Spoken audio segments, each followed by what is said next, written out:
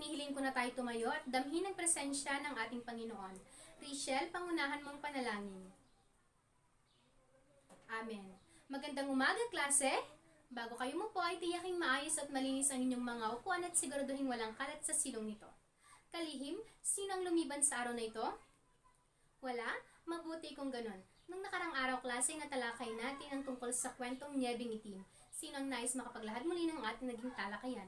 Subukin mo, Grace. Tumpak, tunay mo ngang naunawaan ang ating naging talakayan nung nakaraang araw. Bago tayo dumako sa aralin sa araw na ito, klase, ay bibigyan ko muna kayo ng isang gawain at tatawagin natin itong Guess the Answer.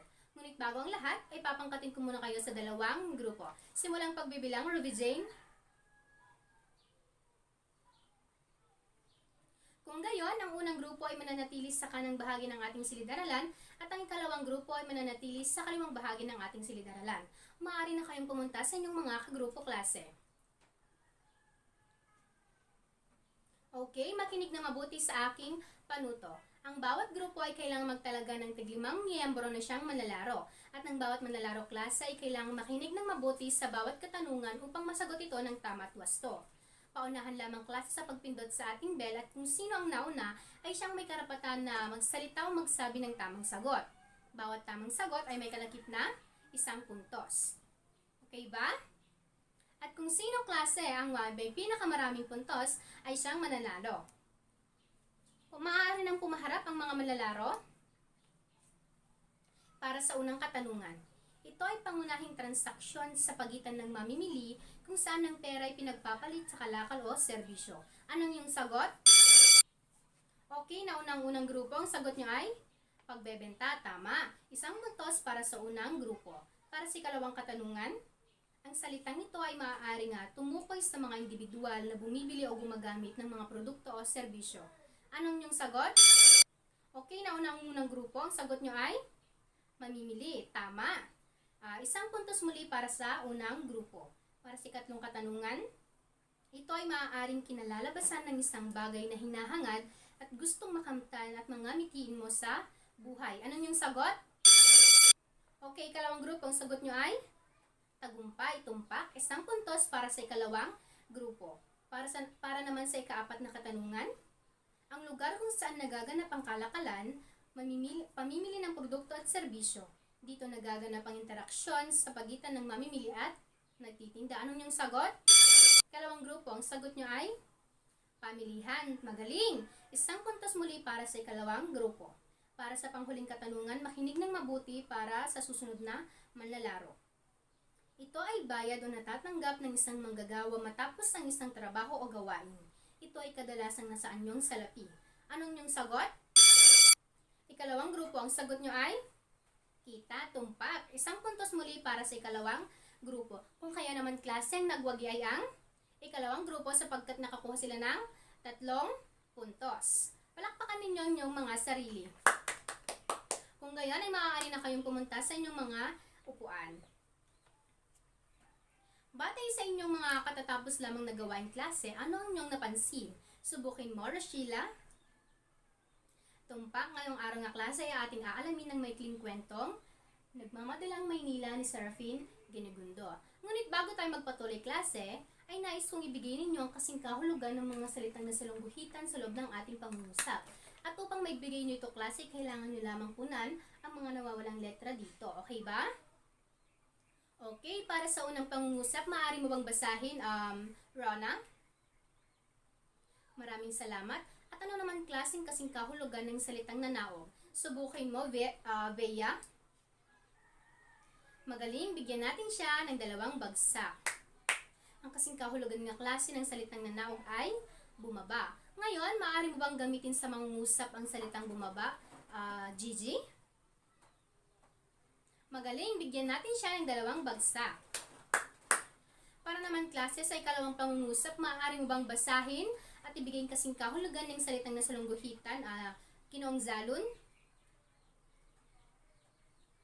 Tama, bigyan natin siya ng 2 bagsak.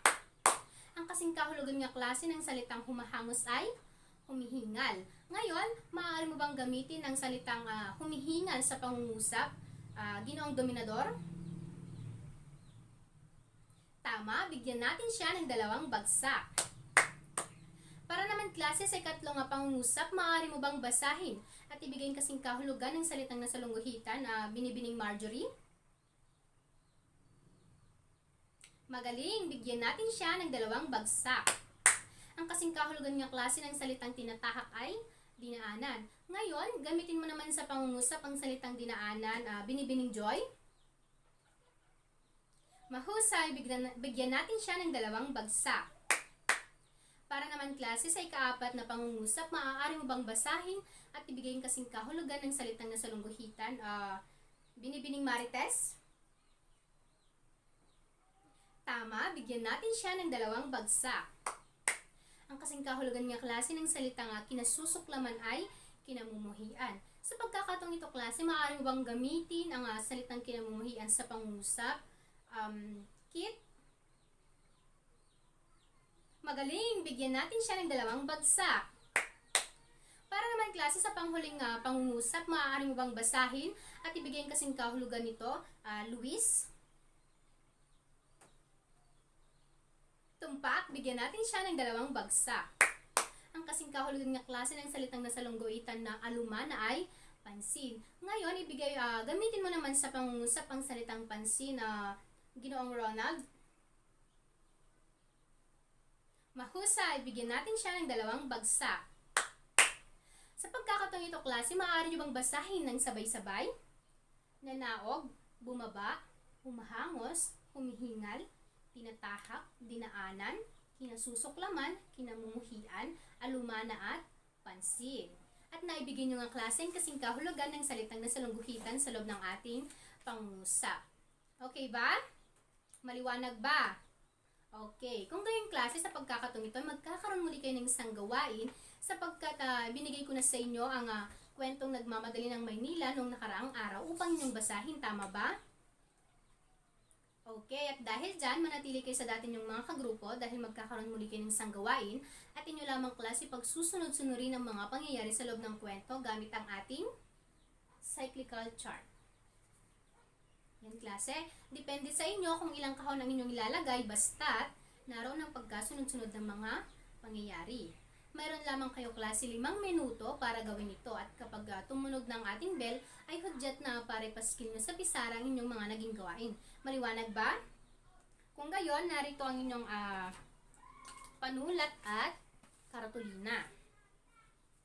Yan. Ito naman klase ang magiging pamantayan ninyo para sa inyong maging gawain. Maliwanag ba? May katanungan ba?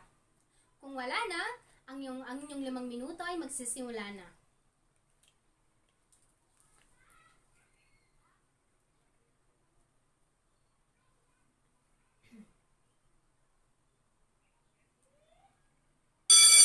Okay klase, tapos na inyong 5 minuto. Kung kaya naman, ipaskill nyo na sa pisara ang inyong mga naging gawain. At ang unang magbabahagi ng kanilang naging gawain ay ang unang grupo. Maaari nang pumaharap ang inyong kinatawan para sa inyong presentasyon.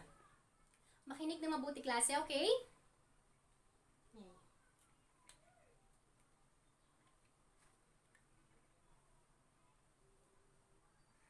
Magaling, bigyan natin sila ng 3 bagsak. Dumako naman tayo klase sa presentasyon ng ikalawang grupo. Maaari nang pumaharap ang inyong kinatawan para sa inyong presentasyon. Makinig na mabuti klase.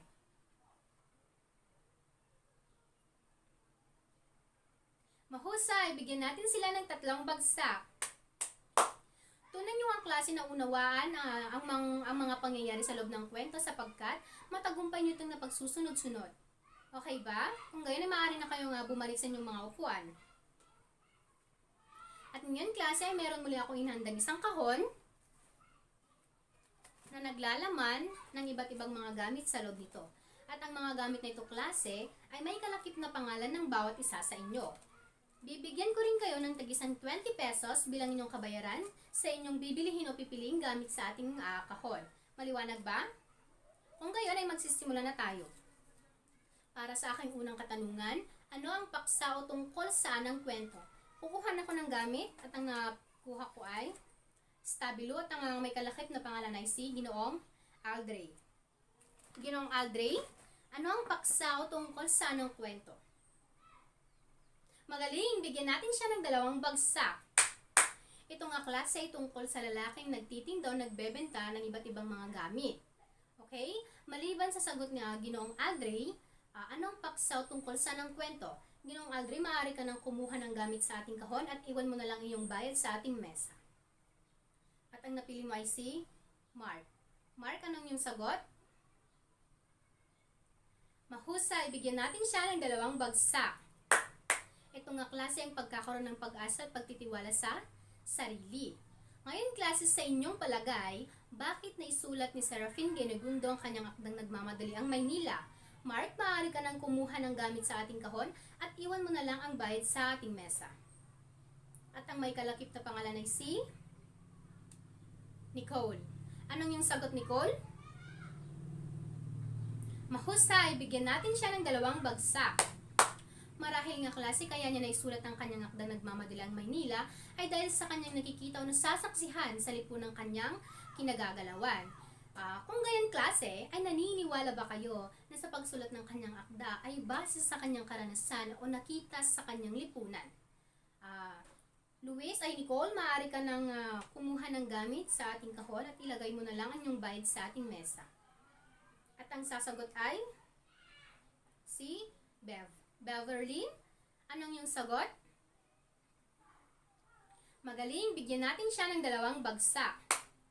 Hindi lingid sa ating kaalaman klase ng mga pangyayari sa loob ng kwento ay nangyayari rin sa tunay na buhay. At malamang sa malamang ay dito siya kumukuha o humuhugot ng inspirasyon para may sulat niya ang kanyang akdang Nagmamadali ang Maynila. Ngayon klase, mula sa kwento, ano ang pangyayari na may kaugnayan sa inyong sariling karanasan? Okay, binibining Beverly, maaari ka nang kumuha ng gamit sa ating kahon at ang iyong bayad iwan mo na lang sa ating mesa. At ang may kalakip na pangalan ay si Jane. Jane, ano yung sagot? Magaling, bigyan natin siya ng 2 bagsak. May pagkakataon talaga klase na hindi natin naiintindihan minsan ang pag-uugali ng ibang tao. Sapagkat maliban sa sagot ni Jane, mula sa kwento, ano ang pangyayari may kaugnayan sa inyong sariling karanasan, ay hindi nila iniisip na kumuha ng gamit sa ating kahon na naaagrabyado o hayay na isasali sa mga ang may kalakip na pangalan ay si gawain. Okay ba? Mika, anong iyong sagot? Magaling, bigyan natin siya ng 2 bagsak. May pagkakataon talaga klase at mga pangyayari na hindi natin naiiwasan. Minsan ay nabibigo tayo, ngunit ang palagi kong sinasabi sa inyo ay huwag na huwag tayong mawawalan ng pag-asa at huwag na huwag tayong susuko sapagkat ang susuko ay siyang palaging talo. Okay ba? Bilang panghuling katanungan klase, kung ikaw si Masyong sa kwento, susundin mo din ba ang asawa mong si Luisita na tumigil na lang sa pagbebenta o pagbabayensel? Mika, maaari ka nang kumuha ng gamit sa ating kahon at ang nakuha mo ay face mask. Ang may kalakip na pangalan ay si Shane. Shane, ano yung sagot? Tama, bigyan natin siya ng 2 bagsak.